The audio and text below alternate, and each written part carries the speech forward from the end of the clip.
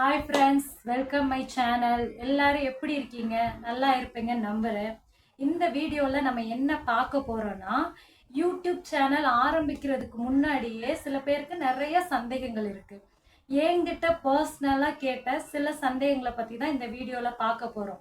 முக்கியமாக நேற்று ஈவினிங் வரைக்குமே என்கிட்ட கேட்டுக்கிட்டு இருந்த ஒரு 3 சந்தேகத்தை பற்றி கேட்கலாம்.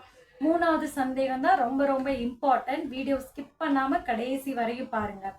ஃபர்ஸ்ட் என்னன்னா, நாங்கள் யூடியூப்புக்குள்ளே வந்தோன்னா எங்களுடைய பர்சனல், என்னுடைய ஃபோன் நம்பர், என்னுடைய பேர் அதெல்லாம் வெளியே தெரியுமா அப்படின்னு கேட்டாங்க.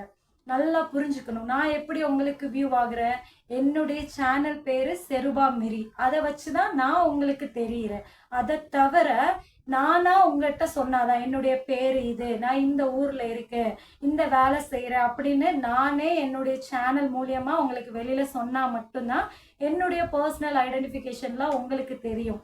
ஸோ நீங்கள் சொல்லாத வரைக்கும் உங்களுடைய பேரோ, உங்களுடைய ஊரோ, உங்களுடைய ஃபோன் நம்பரோ வேறு யாருக்குமே தெரியாது. நீங்கள் என்ன சேனல் நேம் வச்சுருக்கீங்களோ அந்த சேனல் மட்டும்தான், அந்த பேரை வச்சு தான் நீங்கள் வெளியே தெரிவிங்க. செகண்ட் சந்தேகம் என்னன்னா, யூடியூபுக்குள்ள வந்தா நிறைய பேர் பார்ப்பாங்க அப்படின்றது கரெக்டு தாங்க. ஏன்னா இப்போ ஒரு கம்பெனிக்கே வேலைக்கு போறீங்கன்னு வச்சுக்கோங்க, உங்க கூட எத்தனை பேர் வேலை பார்ப்பாங்க? ஒரு 30 பேருன்னு வச்சுக்கோங்க. 30 பேரும் உங்களை பார்க்க தானே செய்யறாங்க. நம்ம வேலை பார்க்குற இடம் யூடியூப். அந்த கம்பெனியில 30 பேர், இங்க கொஞ்சம் டிஃப்ரெண்ட். 1 கோடி ஜனங்களுக்கு மேல இந்த இடத்துல இருக்காங்க. அது மட்டும்தான் டிஃப்ரெண்ட். அங்க கொஞ்சம் மக்கள், இங்க அதிக மக்கள். ஆனா அங்கேயும் வேலை, இங்கேயும் வேலை. அது மட்டும்தான் டிஃப்ரெண்ட். வேற எதுவுமே இல்லை. நீங்க போட்டு கன்ஃபியூஸ் ஆயிக்காதீங்க. நம்ம வேலையை பார்க்குறோம், அவ்வளோதான்.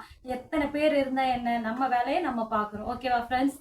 3வது நான் சொன்ன ரொம்ப இம்பார்ட்டண்டான கொஸ்டின் என்னதுன்னா, நம்மளை பத்தி தவறான கருத்து வருமா அப்படின்னு சொன்னதுதான். ரொம்ப ரொம்ப கிளியரா அண்டர்ஸ்டாண்ட் பண்ணிக்கோங்க.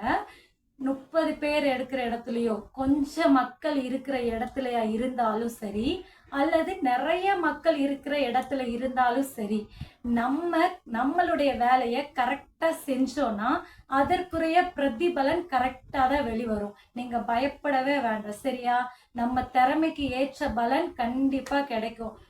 இதை தவிர உங்களுக்கு யூடியூபுக்குள்ள வர்றதுக்கு வேற ஏதாவது கொஸ்டின், சந்தேகம் அப்படியெல்லாம் இருந்துச்சுன்னா மறக்காம கமெண்ட் பண்ணுங்க.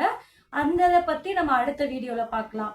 செருபா மிரி சேனலுக்கு சப்போர்ட் பண்ணுங்க. ஓகே ஃப்ரெண்ட்ஸ், பாய்.